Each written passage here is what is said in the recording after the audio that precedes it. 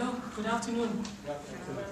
Welcome to another year, another African debates, or to the African Leadership Center, to our simulation seminar series for this year.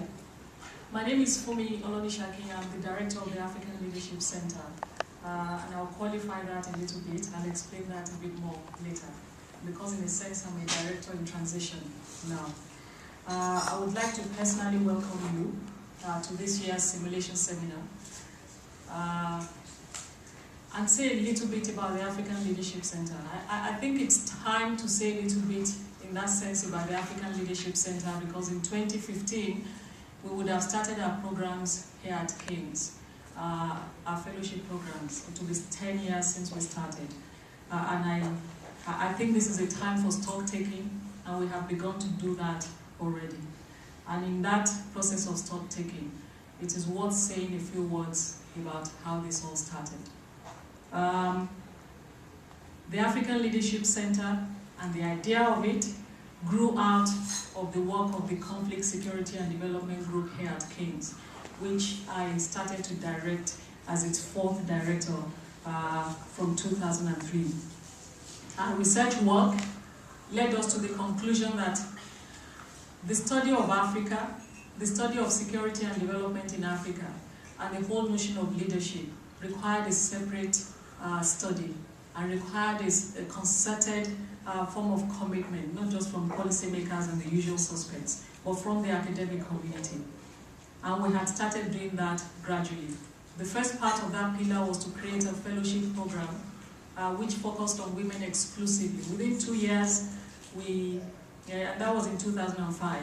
Within 2 years, we had expanded this to include a degree awarding fellowship program, postgraduate program, that brought young African men and women to study for a postgraduate degree at King's. The essence of that fellowship program was that we recognized, and this was recognized by the United Nations and a whole range of other actors, that there was a dearth of knowledge by Africans. There was a knowledge base that was missing. There was a missing core within Africa about peace and security in Africa. Other people spoke on behalf of Africans on peace and security issues at the United Nations. Those who represented Africa at the United Nations did not always sound as though they had the grounding analytically and in terms of expertise to drive home the core narratives on peace and security. We therefore thought that creating a critical mass of people who understood their own challenges, were able to produce knowledge around it, were able to analyze those problems and translate them into policy agendas, into practical agendas, will be the way forward. We're not the only ones who understand this gap, but something set us apart from others. And so when we decided to transfer this base to the continent of Africa, we did so systematically and steadily. The African Leadership Center was then launched in Nairobi in 2010, in June 2010. This year, that center will have existed for 4 years, out of almost 10 years of putting an idea in place. And I think I want to speak about this center, which now has its headquarters in Nairobi, has a branch of it at King's College London, and talk about a couple of things that truly set us apart. From one, other research and academic units focusing on African issues in the UK, and two, from other centers of leadership in Africa or indeed elsewhere. And we have worked systematically to try to achieve this. One clear thing that sets us apart from any other academic unit focusing on Africa in the UK is that not only are we a leading center that systematically studies peace and security in Africa, alongside knowledge production and the academic study of African peace and security, we also have an agenda of transformation. And that agenda of transformation is deeply embedded in everything we do at the African Leadership Center here at King's College London, but also in Africa. Our vision is to build a new community emphasis on the new. A new community of leaders generating cutting-edge knowledge for transformation in the peace, security, and development agendas of the African continent. And the mission at the core of that is that the center, the physical spaces where we're located, whether in London or in Africa, become places where the discourses around peace, security, and development in Africa are transformative in every way. That sets us apart. It means that we have to think actively, we have to be consistent, we have to be persistent, and we have to be creative and innovative and systematic in the way we do it. Many other centers or think tanks, centers of excellence, do good work on Africa, but they have narrow remits of influencing policy, if you like, in real time, or sometimes ad hocly, or sometimes one-off agendas. They are also relevant to the work, but we have more of a mission of transformation to what we do. The other thing that sets us apart from other centers of leadership, whether in Africa or elsewhere, especially those that focus on, if you like, peace, security, and development issues in Africa, is that we have intimately linked this research and the study of leadership to the practical dimensions, including training and the building of a community of people. I want to say very proudly that we're the first center that has thought carefully about leadership and put together degree programs on the study of leadership that links the notion of leadership to the idea of peace, security, and development, and thinks creatively and differently about it. And we're the only center that has started creating, if you like, systematically research programs that helps us to produce knowledge on this area. And not just that, we're then slowly but surely generating a critical mass of young Africans that would understudy institutions, that will produce knowledge, and will transfer that knowledge.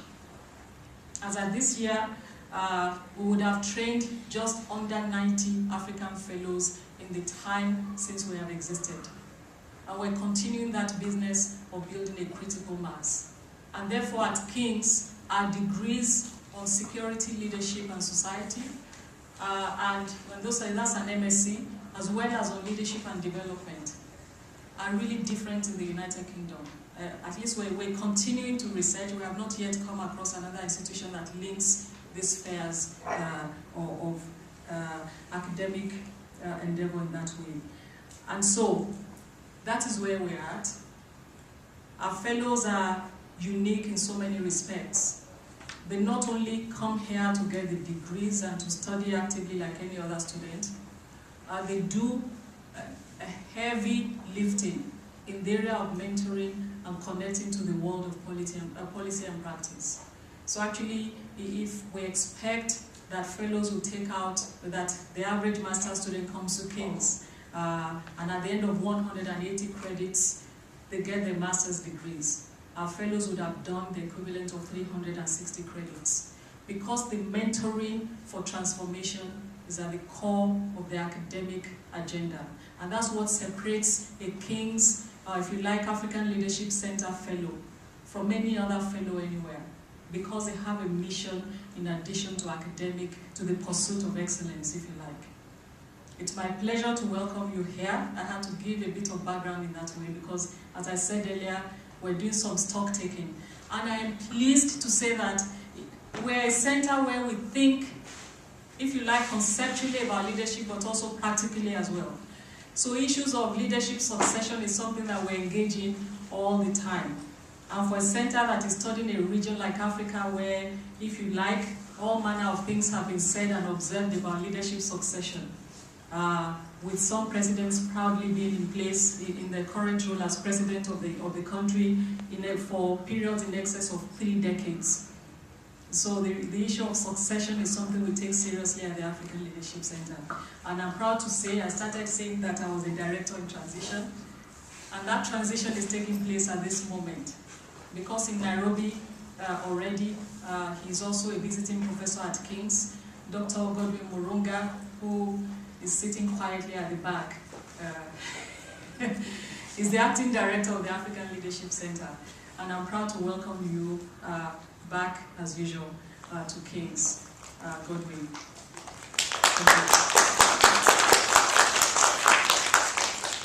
I also want to, as I close, acknowledge the presence of a few active, participants in the and have become members of the African Leadership Center, the work of the African Leadership Center. Even though they're King's people at the core, but they participate and they actually really are deeply interested in the work of the center and support the center heavily. I want to acknowledge the presence of Chris Cole, who directs public engagement at King's College London. Many of us have worked with you with pleasure. You have come to Nairobi, you have supported the work of the center, and we're proud to continue to work with you, Chris. And in that respect, last but not least, as I was speaking, Professor James Gow walked in quietly. Not just a firm supporter of the center, he's personally been a mentor to me for a long time, but our fellows will notice that when we will give you options of degrees at King's, now you have 3 possible options, at least as we're creating these new degree programs. You would also have options not just in conflict, security and development, but in international peace and security. Professor James Gow directs our program at King's and has made that program available to fellows of the African Leadership Center. He's a staunch supporter of the center, and I want to welcome you to yet another year, of the simulation seminars. Thank you for being here. On that note, I would want to end with my welcome remarks and ask Eka Ipe, who heads the fellowship program at the African Leadership Center, to introduce the simulation seminars. Thank you so much. Thanks.